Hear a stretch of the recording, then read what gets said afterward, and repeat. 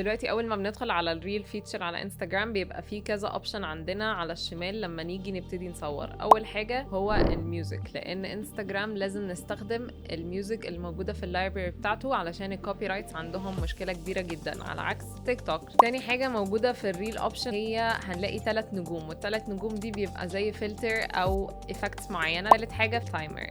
دلوقتي الريلز الاوبشنز بتاعتنا ان احنا نقدر نعملها 15 ثانيه او 30 ثانيه. الاوبشن اللي تحت التايمر على طول هي السبيد، سرعة الفيديو. هو دلوقتي معمول على تايمز 1 ان هو السرعة العادية، فلو عوزنا نسرعه 1 2 3 ويصور، ولا عايزاه يعد ل10. انا دلوقتي عايزاه يعد ل10 فهختار set تايمر وهبتدي. فلما هيبتدي بعد العد اللي انا اخترته سواء كان 3 ثواني او 10 ثواني، وهيصور الخمس ثواني بس اللي انا اخترته. واخر فيتشر موجود في الريل ان احنا لو مثلا بنعمل ترانزيشن او بننقل ما بين حاجة وحاجة، في اوبشن لذيذ جدا في انستجرام ان هو بيديكوا اوبشن شفافة ان احنا نعمل الاين، فبيورينا اخر كادر قبل ما نقفل بالظبط التصوير، علشان لو عايزين نبتدي من نفس المكان بحيث ان احنا نحطها على نفس الاوتلاين، فبنحرك الموبايل مكان اخر الفيديو اللي قبليه علشان نعرف نكمل لو بنعمل ترانزيشن، لو ده مكان ترانزيشن في الفيديو.